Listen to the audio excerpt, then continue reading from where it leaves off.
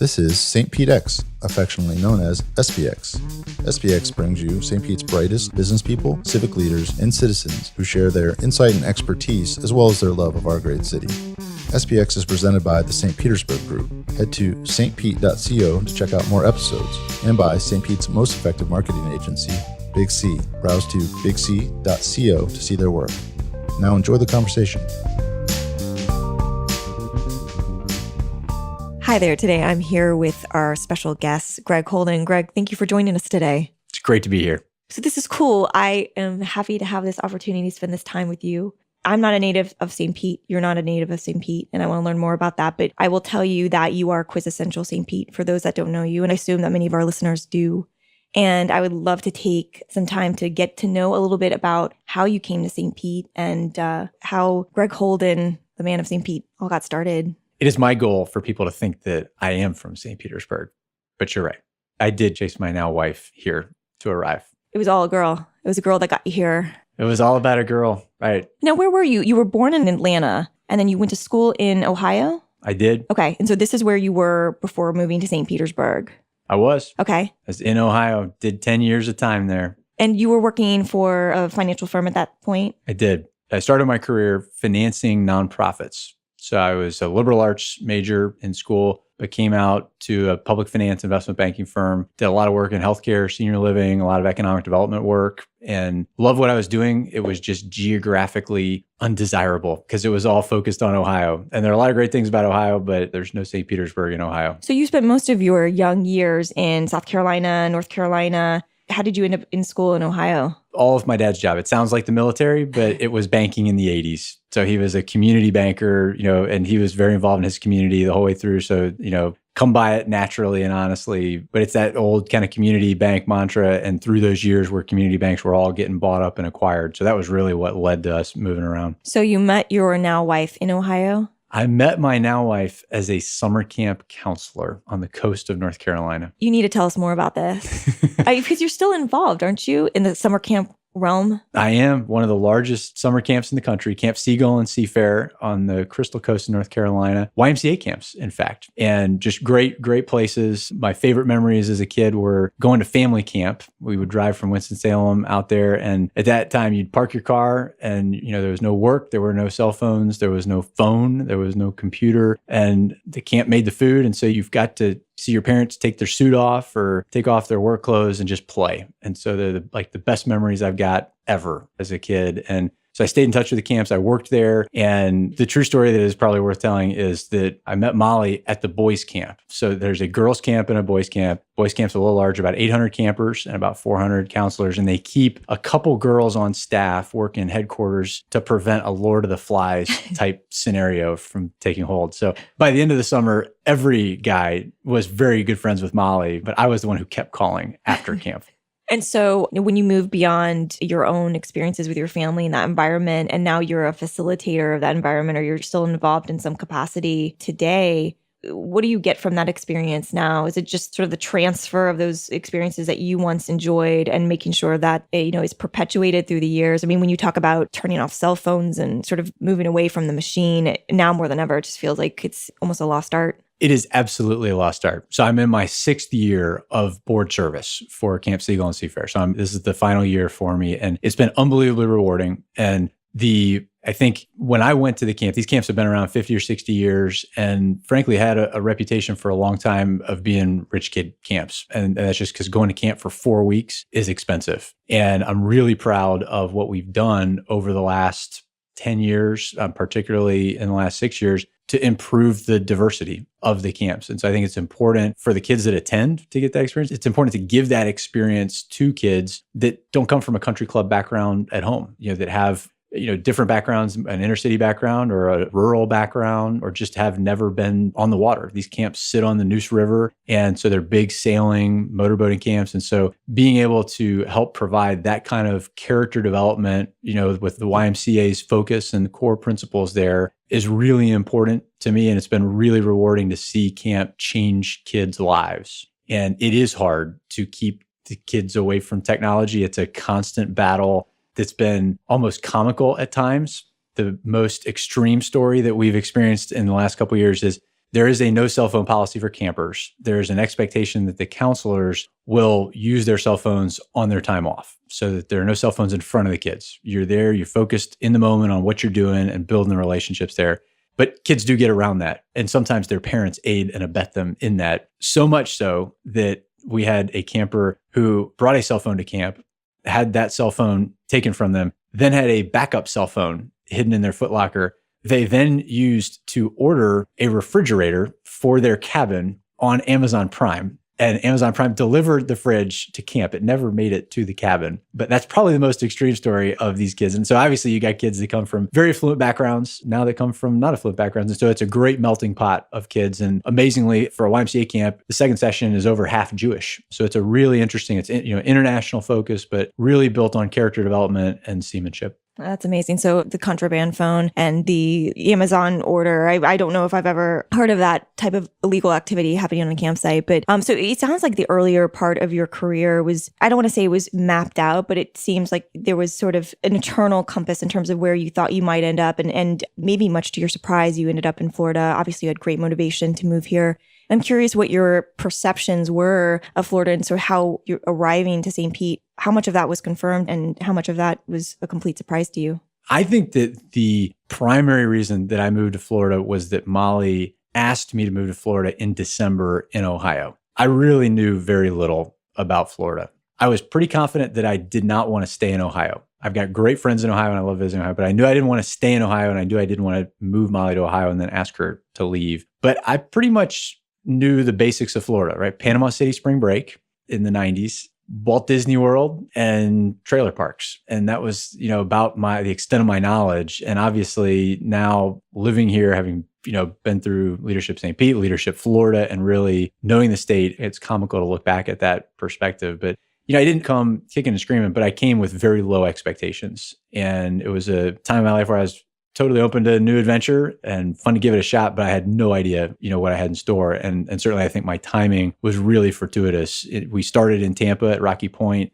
We lived close to everything, yet close to nothing. What year was this? 2007. Okay. So August 2007, moved down and just fell in love with St. Pete. We were coming over and going to the Saturday morning market. We were Fort DeSoto and hitting all of the highlights and all the stuff that everybody raves about. And, it was not the very beginning of the Renaissance, but certainly on the early end of it. We were in the Great Recession at that point. I mean, you're moving into 2008 and the years that follow. So I'm wondering what your perception of the city was from that time. I think that, so St. Pete certainly felt the brunt of the real estate downturn.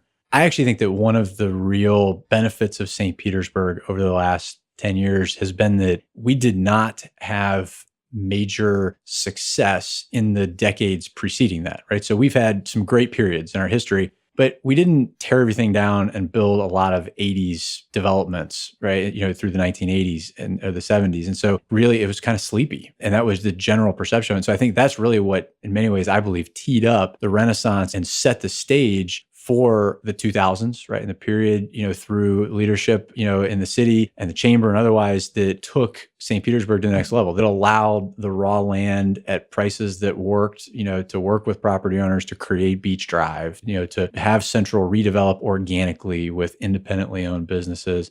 So I think that was a lot of the landscape in the city. For me personally, it was an interesting time. So I came down here feeling very confident that I had transferable skills, that I could go anywhere. And so I was going to chase this girl and make a go of it in Florida. And I changed jobs because the job that I had was very economic development oriented, doing financing and incentives for economic development in Ohio and throughout the Midwest. And so I made a change and was working in public finance and investment banking, focused on private schools, charter schools, focused on healthcare, senior living, nonprofit organizations. And as I moved down here feeling very confident, I've lost that confidence quickly.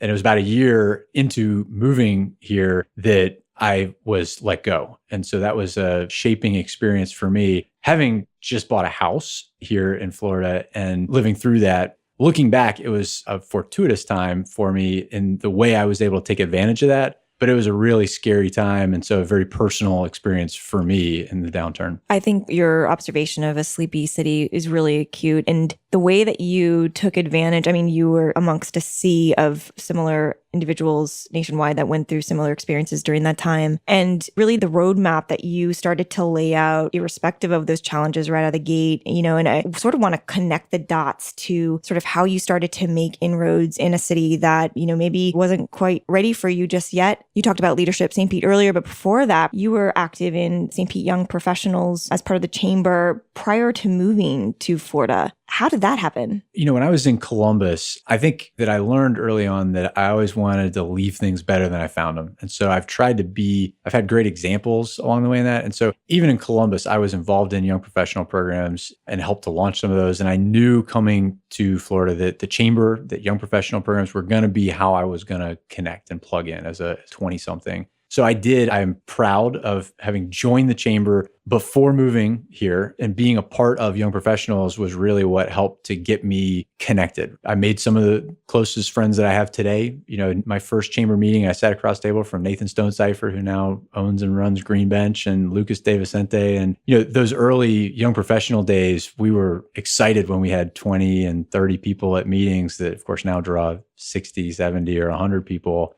I think the tie-in is I was able to turn that tough period of losing my job, ironically, into an opportunity with Leadership St. Pete. And so when I had applied for Leadership St. Pete, I promise you that my company did not know this, but somehow they managed to let me go about 2 days before the check was due for Leadership St. Pete. So it was a really hard conversation to go tell Molly that I just bought a house and I had this check for Leadership St. Pete that was due. And I was pretty sure that was just a bad judgment call to think about doing that program at a time where I had no income and wasn't sure how I was going to be able to write that check. And I give her a lot of credit because she said, there's no way you're not going to do that. And I'll figure out a way to help however I can to get you there. And certainly I credit that moment as a lot of what set me on the path I am today, because Leadership St. Pete built a lot of the foundation for my involvement in the community. It built a lot of the relationships that I still cherish today and benefit from today in being connected. And I'll tell you, as stressful as it was, my job search was meeting people. And so I may hold the record for having the most coffees with, fellow class members since I've made that my full-time job. And so for those who aren't familiar with Leadership St. Pete, you've got a swath of, I don't know where it was in 2009. Currently, it's about 40 classmates. And, you've got people that have recently moved to the area, people that are in between positions, people that are well-established in their careers, and those that are just starting out. I would probably think of it as sort of a crash course in St. Pete. I mean, everything from understanding our history to getting involved in some major industries, from healthcare to government. What was your experience? I think everybody has their LSP story. And ideally, for most people, it goes beyond the year they went through the program. But you're exactly right.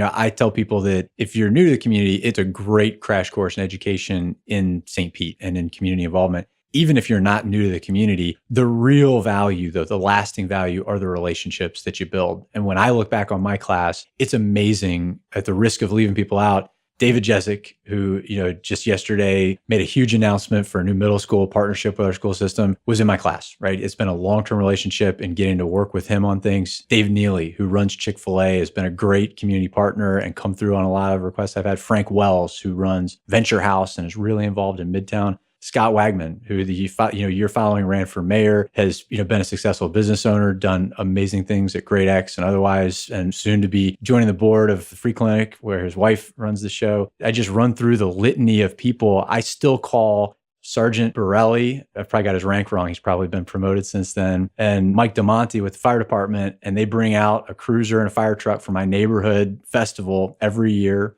Steve Cornell was in my class, who's now amazingly in his, almost through his second term on city council. And I'm leaving people out, but that's the type of program it is. And when I think about the impact of that, and I didn't even mention the planning committee, right, of the people who are a bit more experienced and established in the community. But, now Senator Jeff Brandes was recently back from Iraq, guy, working for the family business, and just really interesting, the kind of relationships that you build in settings like that. I see a correlation between that and your camp experience, because it's not an isolating effect, but you spend such concentrated periods of time together out of your work environment, certainly, removed from civilization as you've once known it, really concentrated periods of time, and bonds are formed and new experiences are had, and not ones that could happen without that insulation and that camaraderie that's built through those shared experiences. Those are the words. I think you hit it on the nose, and I use those same words with people. It's shared experience, and it is very rare that you can get a group of people that's that high performing to commit to spend that much time together. Speaking of the chamber, through several years, you worked yourself through the ranks and served on various committees in a leadership capacity, identified as Member of the Year in 2013. Yep. And then you escalated into becoming the second youngest board chair in our city. And I would imagine that to be exhilarating on a couple of accounts, but also challenging in the sense that that could be perceived as maybe not a disadvantage, but just something that you'd have to keep in mind when navigating the politics and the evolution of our city. Talk to me about that experience. So I think that there are two things at play that allow this opportunity for me. And I hope that my opportunity has allowed sort of open the floodgates for us to continue to bring more young leadership in and more energy and new ideas. One of the things that gave me that opportunity is that St. Petersburg in general is just a very welcoming place. It is one of the hallmarks that we're all trying to grab onto and harness and bottle. And maybe that's the beauty of it, is that you can't bottle it, and it is fleeting. And so you really have to work to retain that. But it is such a welcoming community that I think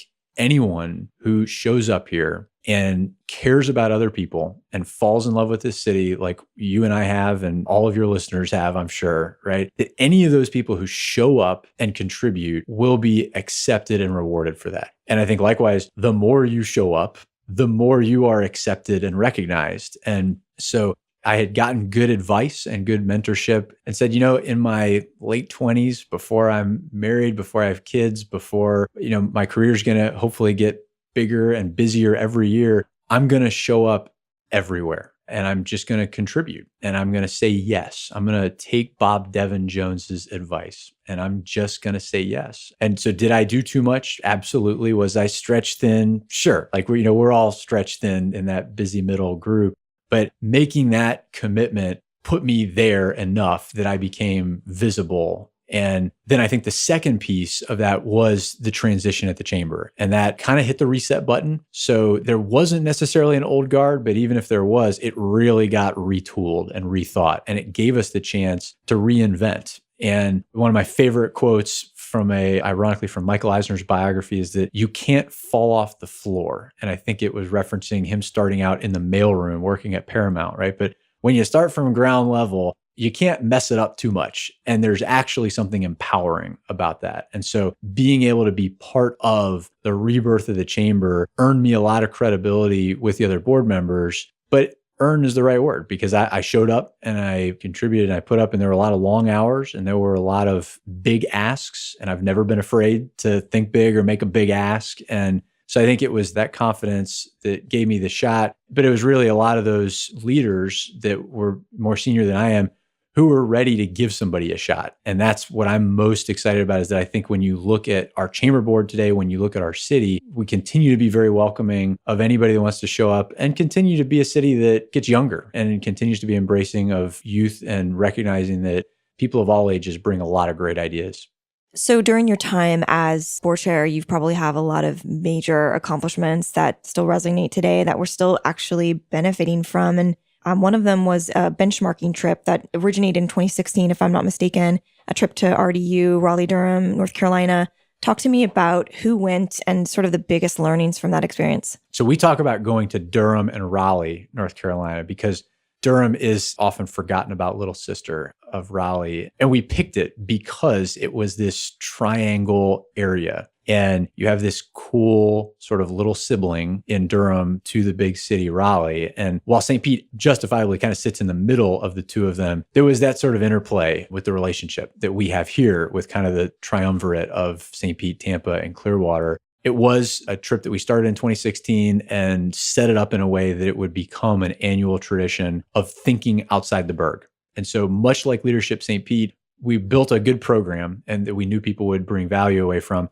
But it was as much about the relationships that you build after dinner drinks together with someone as it was about the actual curriculum. So we certainly left there having seen some very interesting ideas. We went and looked at urban redevelopment. We looked at university partnerships. We looked at transportation. We looked at professional sports. So we did batting practice on the field of the Durham Bulls and, saw the redevelopment that led to a lot of the renaissance that's happening in Durham today. The university partnerships, when we think about USF St. Pete here, when we think about St. Pete College, Stetson, Eckerd, and when we think about Johns Hopkins and the potential there for the future, a lot of what gets things done in Durham is Duke. When they go to build an office tower, often Duke will step up and guarantee enough of the building to get it out of the ground. And then they fill it up and kick Duke out and keep filling it up. And then they go and do it over again. So those partnerships have been very strong and very self-fulfilling. So it was great for us to take our leadership team at the chamber, at the city, and in the business community to go see that and hopefully bring some of that back.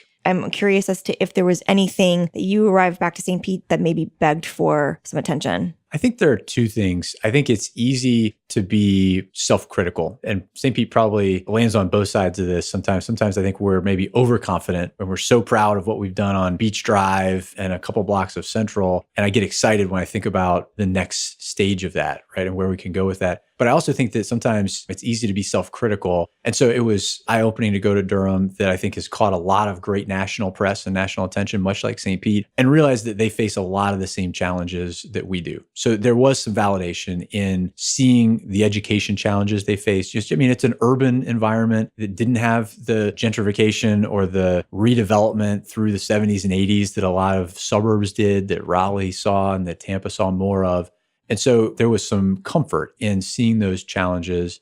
And then I think there was an aha moment when we heard from a very successful businessman who came out of the media industry and became a real estate developer by chance in the way he bought the Durham Bulls to move them out of Durham and then ended up getting blocked in doing that. And so he was actually sort of forced into being part of Durham, but rather than fighting that, really embraced that. And the question that he inadvertently posed to our group was, what is the next big thing? And he talked about that as one of his guiding principles in thinking about Durham and in thinking about his business. And when you think about questions that we left with, I think that was one of the questions. There are a lot of people doing a lot of great things in St. Pete, but what is the next big thing? Or what are the next big things? But what are the things that we can all gather around and rally around? When I think about the next big thing, I believe that in the next 10 years, St. Pete is going to decide, and hopefully decide for ourselves rather than someone else sort of labeling us. But I think St. Pete's going to determine whether we are a city or a suburb. And I think that the active path, which I am on, is to pump our EDC, our Economic Development Corporation, and certainly be a great regional partner, but own our identity as a city, as the fourth largest city in Florida. And I believe that if we work at it, that we will cement our position as the fourth largest city in Florida. And that's what I want to see. I think that makes us a better partner in the region. I think it makes us a stronger region. But I think that individual identity is great. And, the analogy that the chamber tends to lean back on is the mall, right? And the really successful mall has to advertise itself because you want people to show up. But that doesn't mean that you don't want each store, and especially your anchor stores, to really brand and market their individual identity. Because when you show up to that store, you're probably going to make a trip to the food court and stop off at the Apple store along the way. And who knows what else you might find, as you're moving along. So 2016 was RDU. 2017, has that trip happened yet? It hasn't. It should have, if it weren't for Hurricane Irma. This is a year of momentous dates. So we were supposed to be headed to Columbus, Ohio on September 11th and had to make a difficult call a couple of days before that of course ended up in hindsight being a very easy decision as we look back on what took place.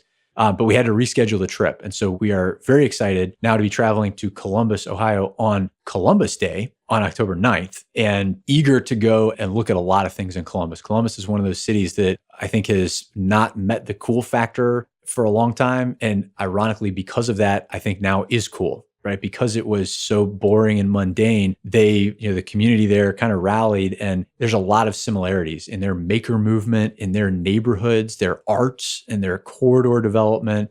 They benefit immensely from having some really big corporate partners. They certainly benefit from having a major research institution there. We're going to take a narrow focus on their downtown, right? So we're going to kind of ignore the state capital part. We're going to ignore some of the big companies that aren't in St. Pete, but look at kind of the microcosm of their downtown, which has a lot of similarities to St. Pete. And we're in particular going to look at the success they've seen with soccer. So they were one of the first Major League Soccer teams. In fact, when I lived there, they were very early in the Major League Soccer years and struggled to find the rhythm, struggled to have success there. Of course, the joke in Ohio is that, in Columbus with the Blue Jackets and the Crew, as their hockey and soccer teams, the only real pro sports team, of course, is Ohio State. And that's the team that everybody really pays attention to. So getting bandwidth in that room or in that area has been hard for MLS. But when you look at the trends in soccer, as far as the ranking, with FIFA soccer being the number one video game,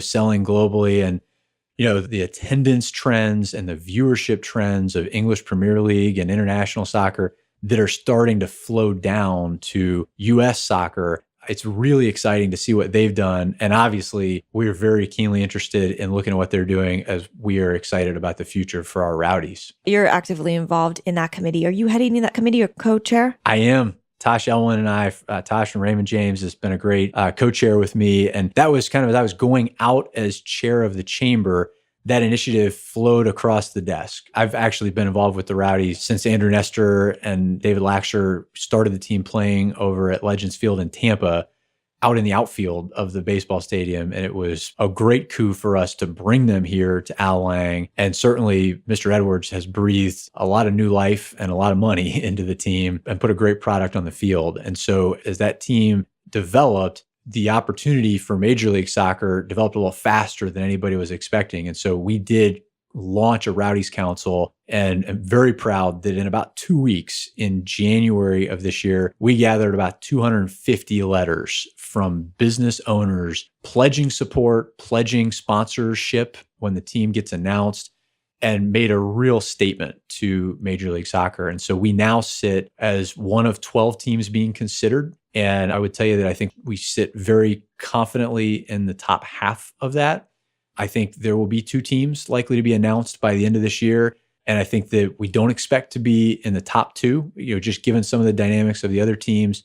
But we feel very good about our positioning and our chances for those second 2 slots that will be announced on not a specific schedule, but as things unfold, as Major League Soccer finds the next 2 teams to bring, I think they'll be making that announcement. So we don't expect that announcement this year, but really excited about our chances for that as we look forward. So bringing Major League Soccer to St. Petersburg, it would definitely be just yet another feather in our cap and another good reason to live and play here. And, you've been heavily involved in bringing the EDC, Economic Development Corporation, to St. Petersburg. And I know that you're thinking about these things in terms of just that ultimate formula to create your vision of St. Pete being really the epicenter of this area, really a city. And so talk to me about sort of the evolution of the EDC, if you will. I think one of the exciting things about St. Petersburg and our EDC is that we're taking a different approach to economic development and to recruitment and retention. So historically, EDCs are very oriented around landing the big fish. And those certainly make the splash. And those are often what people are compensated on, in some settings. And I think we identified that St. Pete is a destination that a big company may very well be interested in. And we want to be open to that conversation. But what we really want to do is own who we are and communicate that story in an authentic way. So I do think that soccer is a great addition to the many amenities that we offer. I think soccer is a natural fit for our brand because it is so international. I will tell you that I walked into Locale Market for lunch a week or 2 ago, and on the bench, sitting next to the door, was Joe Cole. And people were walking past him, not thinking a thing about it. And Joe Cole is a very humble guy and a genuinely nice guy. He's moved his family here, and I think is really enjoying St. Petersburg. I will tell you that if you go to Europe, Joe Cole will get mobbed when he walks off of the airplane, right? I mean, he is, and now he played soccer in Europe, so he's that well known, but the Rowdies brand is actually better known in European soccer parlance and communities than it is in the US in many ways. So I think the idea of continuing along the lines of the Dali Museum, the Leadership Institute at Eckerd College, I mean, some of these institutions we have that really have international reach that bring people here from, international locales, not to mention our beaches and the great things that tourism and Visit St. Pete Clearwater do for us.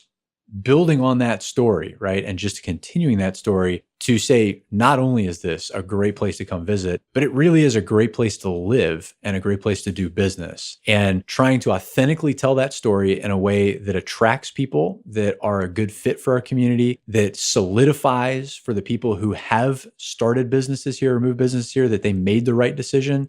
And at the same time, making sure that as we're doing that, we're recruiting businesses and creating jobs that are going to present opportunities for those that live here. Because that's a big part of St. Petersburg, is not just looking at the big shiny object and the new company and moving people here. We got a lot of people here and we want some more people here. We need to grow, but we need to grow.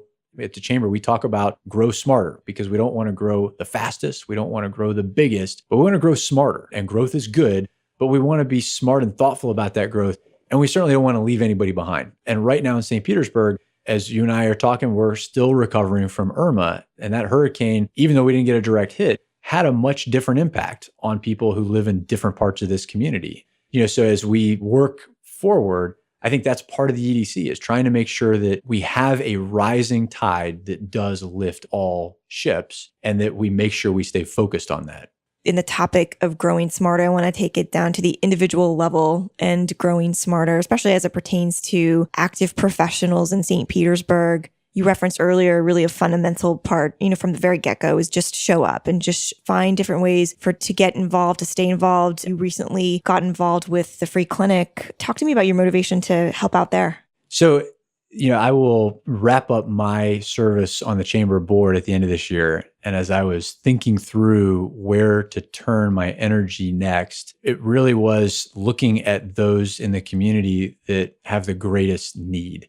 I was a religion major in college, a little known fact about Greg Holden, and spent a lot of time in that, which a religion major may mean very different things to different people. For me, it was pretty much that you left with more questions than you arrived with. And it was a very liberal arts based kind of curriculum, but I loved the questions. And I studied liberation theology and feminist theology and a lot of things that challenged what I thought I knew and what I was comfortable with. That concept of liberation theology, the idea that in my faith tradition, right, that Christ was there with the least of them, right? If you look at the examples of that, he was always trying to raise the quality of life or the experience of those people who are oppressed or who are having the hardest situation. And so when we think about each of us, think about the gifts we've been given, it's been ultimately rewarding to be involved in the Chamber, and I will continue to be involved there. But I do feel called to be a little more deliberate about trying to find ways to help those who can't help themselves or those who need some help to get themselves back on their feet. And I'm a big believer in organizations that empower other people to help themselves. There are certainly people, one of my first board opportunities here was with PARC, P-A-R-C, that serves people with developmental disabilities. It's an easy organization to be involved in because those people generally, in many cases, very smart and very creative, but often cannot help themselves the way that they need to function in society. And so PARC provides venues for them to have a great quality of life and be contributors. And I think in a similar vein, the free clinic is really focused on people that are trying. It's easy to sort of blow off homeless people or people that are down on their luck as people that aren't trying. And there certainly are some people out there that are working the system. The chronically homeless, there's some people that are okay being chronically homeless, but the vast majority of those people are not there because they want to be there. And they are looking for not a handout, but a hand up. And I can't think of a better organization. There are many good ones, but for me, as far as, Beth Houghton and what she's done in this community, the opportunity to learn from her and help support her and work with her as the free clinic grows, it's a fortuitous time, I think, to join them as they've had two major gifts and have been able to open a new facility mid-county in their food bank that serves other organizations, as they've been able to open a new medical clinic that's got better access on the bus line, and as they're very eagerly looking at how they might better expand into and serve Midtown and South St. Petersburg. I'm really excited about being able to contribute there. So looking at your own personal motivations and how that informed your involvement with the free clinic, what advice would you give to other business leaders in the community who are looking for that next step in their own involvement, board and otherwise? So I think I'd share two things.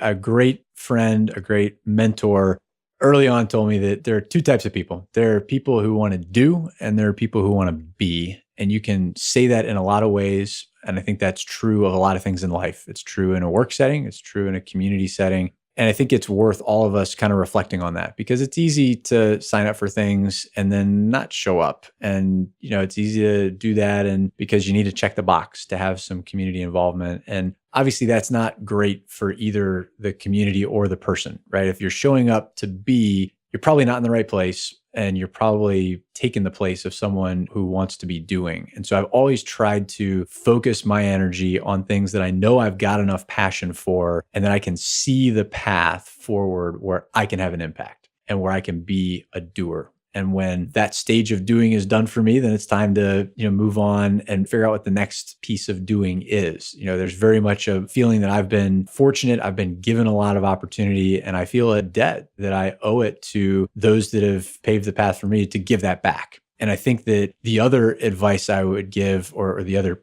theme that has kind of sustained me and really helped as I've been involved in things and wanted to be involved in more things and different things, is that momentum. It is the idea of saying yes to a lot of things when you start out and being present and contributing. But that idea of building some personal momentum means that when you are out and about and leading some things and following some things, you're going to be a part of conversations that build on each other. They're going to make you a better leader. The conversations you'll have, if you're doing it right, will help regardless of what your profession is and what job you're in. But that momentum in life, I think, is so important. It's hard to start anything from a standstill. And so that was why, for me, it didn't really much matter what I got involved in, right? To get into Leadership St. Pete, I had to have some traction, right? So for me, that was my neighborhood association. And, as trivial as that might seem, it was a lot of fun. And it taught me early on that what life is really all about is bringing people together. You can get a neighbor association and everybody can get upset about, this trash pickup over here or this overgrown lawn over here. And those are issues you need to tackle. But what people really want to do is drink wine on their front porch, right? And so, that stuck with me, right? But that kind of neighborhood opportunity lent itself to me raising my hand and being a part of the Council of Neighborhood Associations. And again, just building that momentum of being involved in organizations, especially in a community like St. Pete, where it's a big, small town, or it's a small, big town, gives you the relationships that over time help you to sustain that momentum. And then, later on, you may not be able to say yes to everything when you are married and have a 2-year-old running around, but it gives you that base of relationships and community knowledge to be more effective in the things that you're more selectively participating in. Appreciate your time here today. Ashley, it's been my pleasure. You've made it to the end of another great episode. For show notes, head to stpete.co to the show notes page, which includes links to all the resources mentioned in the show, as well as quotes and key insights from the show and information about the guest and the host. Thanks again to our sponsor, Big C. Head to Big C, that's BIGSEA.co, to check out their work. And if you like what you heard, make sure to share this episode on social media and leave a comment. See you next time.